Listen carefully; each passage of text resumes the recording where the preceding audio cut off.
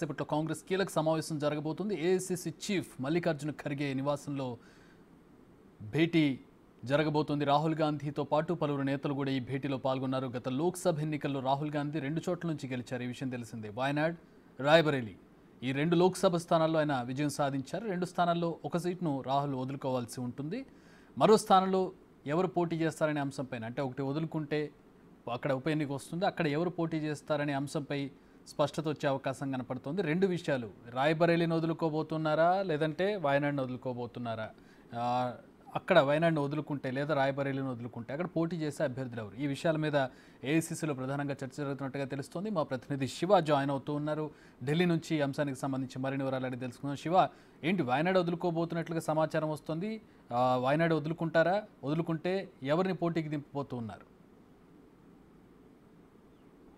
Right Chakri, కొద్దిసేపటి క్రితమే Congress party జాతీయ అధ్యక్షులు మల్లికార్జున ఖర్గే నివాసంలో కీలక భేటీ ప్రారంభమైంది. ఈ భేటీకి Congress parliamentary party chairperson Sonia Gandhi, Rahul Gandhi, Priyanka Gandhi, KC Venugopal వీరు నలుగురు కూడా ఖర్గే నివాసానికి చేరుకున్నారు. ఖర్గే అధ్యక్షతన ఈ కీలక భేటీ జరుగుతోంది. అంటే కీలక భేటీలో పలు కీలక నిర్ణయాలు తీసుకోబోతున్నారు.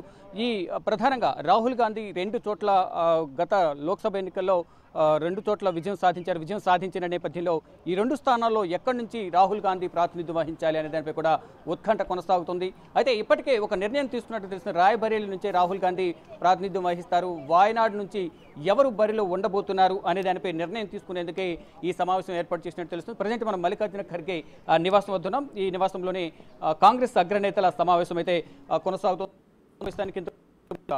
Congress party parliamentary party chairperson Sonia Gandhi, Priyanka Gandhi, అలాగే రాహుల్ గాంధీ, కేసీ వేణుగోపాల్ ఈ సమావేశానికి హాజరయ్యారు.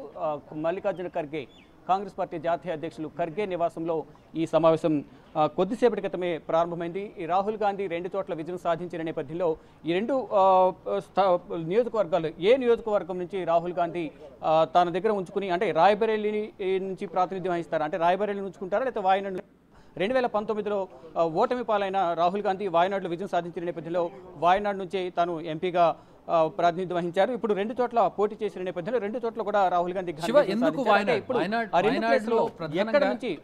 వాయనాడ్ మీద ప్రధానమైనటువంటి సెంటిమెంట్ ఉంది ఆయనకి. వాయనాడ్లో గెలిపించారు, భారీ మెజారిటీతో గెలిపించారు.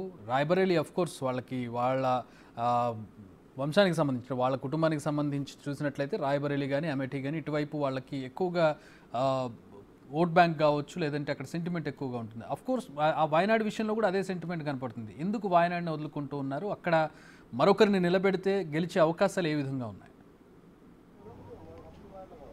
రైట్, మొదటి నుంచి కూడా మీరు చెప్పినట్టుగా గాంధీ కుటుంబానికి పెట్టిన కోటగా కూడా రాయ్బరేలీ అలాగే అమేఠీ నియోజకవర్గాల్లోనే మొదటి నుంచి కూడా సంజయ్ గాంధీ నుంచి, అంతకుముందు నుంచి కూడా ఇందిరాగాంధీ నుంచి కూడా అక్కడ పోటీ చేస్తూ వస్తున్నారు. తర్వాత ఇప్పుడు సోనియా గాంధీ ప్రత్యక్ష రాజకీయాలకు దూరమై అనారోగ్య కారణాల చేత పెద్దల సభకు వెళ్లాల్సి వచ్చింది. దానిలో భాగంగానే రాయ్బరేలీ ఖాళీ అయిన తర్వాత రాయ్బరేలీ నుంచి ఎవరు పోటీ చేస్తారంటూ కూడా ముందుగా మీమాంస కొనసాగింది. ఇక ఫైనల్గా గాంధీ కుటుంబం నుంచే రాయ్బరేలీ నుంచి రాహుల్ గాంధీ, అలాగే గాంధీ కుటుంబానికి విధేయులుగా ఉన్న కిషోర్ లాల్ శర్మను అమేథీ నుంచి బరిలో దించారు. ఇక 2 చోట్ల కూడా ఇద్దరు ఘన విజయం సాధించిన పరిస్థితి కనిపిస్తుంది. అయితే ఇటు వాయనాడ్తో కూడా అవినాభావ సంబంధం అనేది రాహుల్ గాంధీకి ఉంది. 2019లో కూడా అక్కడ విజయం కట్టబెట్టారు.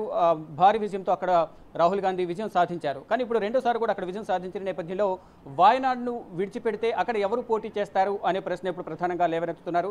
అయితే దానిలో భాగంగా ఈరోజు తీసుకున్న నిర్ణయాలలో రాయ్బరేలీ నుంచే రాహుల్ గాంధీ ప్రాతినిధ్యం వహిస్తారు. ఒకవేళ వాయనాడ్ను వదులుకుంటే మాత్రం అక్కడి నుంచి ఎవరు పోటీ చేస్తారు, ఎవరు బరిలో దిగుతారు అనే దానిపై కూడా కొంత చర్చనీయాంశమైంది. అయితే మొదట గత వారం రోజుల క్రితం అయితే కాంగ్రెస్కి సంబంధించిన ఒక సీనియర్ కార్యకర్తను అక్కడి నుంచి బరిలో దిస్తారంటూ కూడా ప్రచారం